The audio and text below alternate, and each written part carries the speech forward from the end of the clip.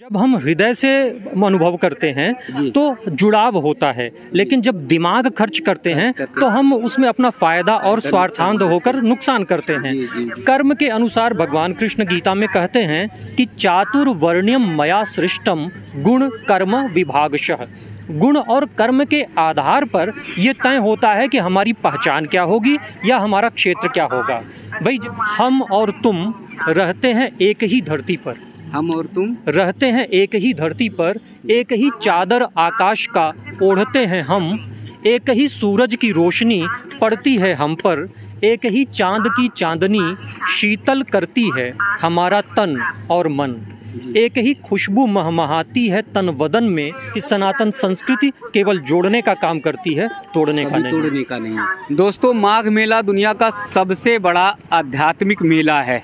इस मेले में आप अगर आएंगे तो आप आस्था की डुबकी तो लगाएंगे ही लगाएंगे, लेकिन कई बार आपको ऐसे विद्वान मिल जाएंगे, ऐसे धर्म और ग्रंथ और हमारे सनातन संस्कृति के जानकार मिल जाएंगे, जिनसे आप मिलेंगे और बातचीत करेंगे तो आपकी आत्मा तृप्त हो जाएगी और आपको लगेगा कि हमारी भारतीय संस्कृति क्यों श्रेष्ठ है। आस्था की डुबकी देश भर के लोग, भक्तगण, श्रद्धालुगण संगम में लगाते हैं। तो आज हमारे साथ में हैं श्री पुष्कर मिश्रा जी, और उन्हीं से पूछते हैं। संस्कृत के विद्वान हैं, प्राथमिक विद्यालय में शिक्षक हैं, लेकिन शिक्षक होने के कारण भारतीय संस्कृति के बहुत बड़े धर्म ध्वज वाहक भी हैं, क्योंकि ऐसे सज्जन को इसलिए कहना चाहिए कि जहाँ पर भी जाते हैं सद्विचार बोलते हैं, कहते हैं, समझाते हैं। तो आस्था का संगम ये कैसे एक सूत्र में सबको जोड़ता है, मिश्रा जी, उसके बारे में आपसे हम जानेंगे कि ये पूरे संपूर्ण भारत को एक सूत्र में कैसे पिरो देता है। हमारे यहाँ कहा जाता है कि भेदो भेदो ही मस्तिके हृदये तु ऐक्य कुंचिका पठ प्रेमणः परम वेदम परमानंदन प्रदम। दिल हमको जोड़ता है और दिमाग हमको अलग करता है। तो आज इस पवित्र भूमि पर मैं आपका स्वागत भी करता हूं, और मैं बताना चाहता हूं कि हमारी सनातन संस्कृति हमारे भाव से, हमारी आस्था से जुड़ी हुई चीज़ है। जिस हम कलश की बात करते हैं, कुंभ की बात करते हैं, वो कुंभ हमें समेकित करने के लिए है, एक करने के लिए है। गीता में भगवान कृष्ण ने यही बात कही है कि सप्तर्षयः पूर्वे चत्वारो मनवस्तथा मदभावा मानसा जाता येषाम लोक इमाह प्रजाः। ये जो 25 हैं हमारे पूर्वज सप्तर्षि, 4 उनके पहले के सनत कुमार, सनक, सनंदन और सनातन ऋषि, और 14 मनु, यही समग्र पृथ्वी के, समग्र प्रजा के जो है पूर्वज हैं। तो 5000 साल पहले जब हम इन 25 लोगों को पूर्वज सिद्ध करते हैं, तो इसी से ये सिद्ध हो जाता है कि हम एकता की ही राह पर आगे बढ़ रहे हैं। और आज उसी राह पर चलकर हमारे आदरणीय प्रधानमंत्री जी जो है नारा देते हैं कि one earth, one family, one future, और सारा विश्व हमारी तरफ जो है नजरें फैलाकर देख रहा है। कैसे जैसे आस्था की डुबकी लगाते हैं तो कैसे एक सूत्र में बन जाते हैं, जबकि कई बार ऐसा आता है कि अलग अलग जातियां हैं और अलग अलग मानने वाले लोग हैं, लेकिन यहाँ पर कैसे ये कुंभ जो है या माघ मेला जोड़ता है। जैसे मैंने कहा कि जब हम हृदय से अनुभव करते हैं तो जुड़ाव होता है, लेकिन जब दिमाग खर्च करते हैं तो हम उसमें अपना फायदा और स्वार्थांध होकर नुकसान करते हैं। तो खुद कुछ अपने नाते और कुछ औरों के नाते हमको स्वार्थांध बनाया गया। लॉर्ड मैकाले ने जो काली चमड़ी के अंग्रेज पैदा कर दिए, आज उन्हीं बंधुओं की दृष्टि में हमारी सनातन सभ्यता हीन समझ में आती है। लेकिन मैं ये कहना चाहता हूँ कि आप गैरों के चश्मे से नहीं, अपने चश्मे से देखिए। अपनी पत्नी के बारे में क्या हम पड़ोसी से जाकर पूछेंगे या उसकी राय से हम उसके बारे में जो है राय बनाएंगे? नहीं, हमारा अपना परिवार, अपना जीवन है, तो हमारी दृष्टि भी अपनी होनी चाहिए। और यही दृष्टि हमारी सनातन सभ्यता हमें सिखाती है। जी। तो कुछ समय पहले शिक्षा पद्धति में कुछ गड़बड़ियां आई, उसके कारण से लगता है कि थोड़ा हम गलत मार्ग पर बढ़ते हैं। करीब 800 वर्षों की गुलामी, जिसमें हम मुगलों के भी गुलाम रहे और अंग्रेज़ों के भी गुलाम रहे, तो उस दौरान हमारी संस्कृति को जो है भ्रष्ट तो किया गया। लेकिन मैं एक उदाहरण देना चाहता हूँ उपनिषद का। उपनिषद इस ब्रह्मांड का सर्वोच्च ज्ञान का निदर्शन है। उसमें कहा गया है कि एको देवः सर्वभूतेषु गूढ़ः सर्वव्यापी सर्वभूतांतरात्मा। कर्माध्यक्षः सर्वभूताधिवासः साक्षी चेताः केवलो निर्गुणस्य। अर्थात कि एको देवः सर्वभूतेषु गूढ़ः। जब हम ये विश्वास करते हैं कि एक ही परमात्मा सबके अंदर छिपा हुआ है, तो आप बताइए कि हम अलगाव कैसे कर सकते हैं? कैसे हो सकते हैं? अलगाव तो संभव ही नहीं है, बस हमें सही चीज़ को जानने की ज़रूरत है। जी जी जी जी। तो हम सब एक हैं। बिल्कुल जी। और कर्म के अनुसार कैसे कैसे बटे थे? कर्म के अनुसार भगवान कृष्ण गीता में कहते हैं कि चातुर्वर्ण्यम मया सृष्टम गुण कर्म विभागशः। गुण और कर्म के आधार पर यह तय होता है कि हमारी पहचान क्या होगी या हमारा क्षेत्र क्या होगा। भाई जैसे आज हम पुलिस की वर्दी पहनने के बाद डॉक्टर तो नहीं कहलाते जी, या क्लास 1 ऑफिसर होने के बाद जो है 4th कैटेगरी का हमको जो है नहीं कहा जाता। तो ये तो हमारी अपनी क्षमता है कि हम प्राप्त क्या करते हैं जी।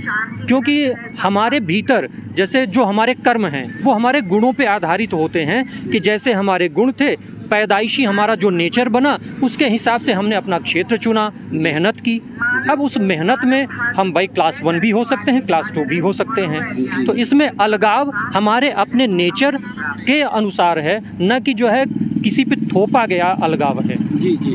तो हमारे जो धर्म ग्रंथ हैं, हमारी जो श्रीमद् भगवद गीता है या रामायण महाभारत है, वो सब जो है हमें एक अध्यात्म के रूप से तो जीने को सिखाती है, वैज्ञानिक पद्धति से भी वो जीने को सिखाती है। वैज्ञानिक पद्धति का मतलब ये है कि मनोवैज्ञानिक दृष्टि से हमारी आत्मा की उन्नति हो, हमारे भीतर सद्गुण हो, दुर्गुण न हो जी, तो वह विज्ञान सम्मत ही है जी। भाई कितना भी पढ़ लिख कर यदि हम गलत आचरण करेंगे, जैसे कि रावण बहुत बड़ा विद्वान माना जाता है, लेकिन विद्वान होने के बाद भी जो उसने जघन्य कृत्य किया, क्या उसके लिए हम उसकी प्रशंसा कर सकते हैं?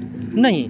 तो हमारी पढ़ाई लिखाई भी औचित्यपूर्ण होनी चाहिए, वह समाज के हित में होनी चाहिए, और हमारे सदग्रंथ इसी बात पर जोर देते हैं। जी। ये माघ मेला है या आध्यात्मिक मेले लगते हैं, ये क्या परिचय देते हैं, क्या परिचय कराते हैं संपूर्ण ये दुनिया जो को? परिचय देते हैं, एक कविता के माध्यम से कह रहा हूँ जी, कि हम और तुम रहते हैं एक ही धरती पर, हम और तुम रहते हैं एक ही धरती पर, एक ही चादर आकाश का ओढ़ते हैं हम, एक ही सूरज की रोशनी पड़ती है हम पर, एक ही चांद की चांदनी शीतल करती है हमारा तन और मन, एक ही खुशबू महमहाती है तन वदन में जब चलता है हवा का झोंका। तो ये धरती, ये गगन, ये समंदर, ये पवन, आखिर सब एक होने का ही तो एहसास कराते हैं, हमारे तुम्हारे रिश्ते बतलाते हैं। जी जी। क्या अब भी तुम्हें यकीन नहीं, हम एक थे, एक रहेंगे, फिर कभी बिछड़ने का नाम नहीं लेंगे। जी। बिछड़ने का नाम सुनकर आता है रोना, आंसुओं से भर जाता है दिल का हर कोना। कुदरत ने बख्शा है हमें एक तोहफा, चाहता हूँ तुम मुझसे कभी रहो न खफा। जिंदगी जो 4 पल की हमने है पाई, हंस कर बिताएंगे ये कसम है खाई, हंस कर बिताएंगे ये कसम है खाई। ये कविता किनकी है? ये कविता मेरी अपनी है। अच्छा जी। तो इस कविता के शब्द को अगर मुझे लगता है कि ग्रहण करें तो ये भारत की सर्वश्रेष्ठ कविता आज के समय में होगी, एक सूत्र में सबको पिरोने की। मैं संस्कृत का विद्यार्थी रहा हूँ। जी। भरद्वाज ऋषि की धरती प्रयाग विश्वविद्यालय से मैंने परास्नातक किया है, और जो कुछ मेरे भीतर है वो सनातन संस्कृति का ही है। इसलिए मैं ये कह सकता हूँ गर्व के साथ और जोर देकर कि सनातन संस्कृति केवल जोड़ने का काम करती है, तोड़ने का नहीं। तोड़ने का नहीं। तो कैसे ये विश्व को शांति मार्ग की ओर लेकर जाएगी? आप देखें कि कोरोना काल में हमारे देश ने जिन देशों की मदद की, जिन्हें वैक्सीन उपलब्ध करवाई, तो उस पर एक वाक्य लिखा था कि पूरा श्लोक है, सर्वे भवन्तु सुखिनः, सर्वे सन्तु निरामयाः, सर्वे भद्राणि पश्यन्तु, माँ कश्चित् दुख भाग भवेत्। जब हम सर्वे कहते हैं तो वो प्राणी मात्र के लिए कहते हैं, उसमें कोई व्यक्ति विशेष या स्थान विशेष नहीं होता। जी जी जी। तो संपूर्ण सृष्टि के कल्याण की लिए केवल सनातन धर्म, सनातन संस्कृति, यह सनातन धर्म प्राणी मात्र के लिए और समूची सृष्टि के लिए ही बना है, इसमें कोई देश का विभेद नहीं है। जी। तो युवा जो है आज कैसे सनातन संस्कृति संस्कृति से जुड़ें और उनके कल्याण की क्या क्या बातें हैं हमारी संस्कृति में। युवाओं से मैं कहना चाहूँगा, आप किसी भी चश्मे से, किसी और के चश्मे से सनातन संस्कृति को देखने का अपराध बिल्कुल न करें। आपके लिए गीता में ये कहा गया है कि आप स्वाध्याय करें। वाणी का तप बताया गया है कि अनुद्वेग करम वाक्यम सत्यम प्रिय हितम च यत स्वाध्यायाभ्यसनम चैव वाङ्मयम तप उच्यते। वाणी को प्रखर करने के 5 तप हैं और पहला ही है अनुद्वेग करम वाक्यम। हम किसी के खिलाफ उत्तेजक वाणी का प्रयोग न करें। अब ये बात केवल भारतीयों पे थोड़ी लागू होती है, ये तो पूरे विश्व के समूचे जन सम्मर्द के लिए जो है बात लागू है कि कोई किसी के खिलाफ न बोले। हाँ, जो गलत है उसका विरोध जरूर करें, अपने स्व का भी अध्ययन करें और अपने सदग्रंथों का भी अध्ययन करें। और मुझे पूरा विश्वास है जब आप स्वयं अपनी संस्कृति और अपने ग्रंथों के प्रति एक बार आगे बढ़ेंगे तो आपको तथ्य मिलेंगे, आप कभी भ्रमित नहीं होंगे। तो मिश्रा जी ने सारे सूत्र एक वाक्य में कह दिए कि जब आप अपनी संस्कृति की ओर बढ़ेंगे, अपने धर्म ग्रंथ की ओर बढ़ेंगे तो कभी विचलित नहीं होंगे, कभी दिग्भ्रमित नहीं होंगे। एक एक शब्द प्राणवायु की तरह हैं। जैसे हमारे शरीर में जब तक प्राणवायु रहती है तब तक हमारा शरीर चलायमान होता है, वैसे ही आपके शब्द थे।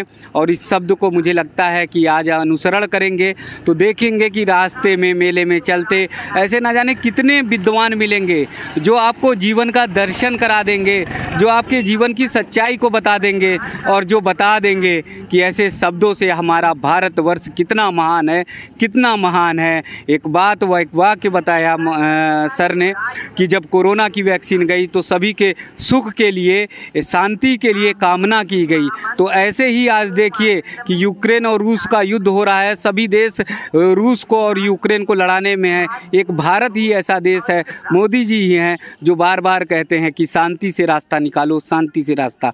तो विश्व को शांति की ओर ले जाने वाला जो वाक्य, ध्येय वाक्य है, वो तो मिश्रा जी ने, सर ने लास्ट में कह दिया। हम सब भी सनातन संस्कृति की ओर लौटे, खासकर युवा वर्ग लौटे।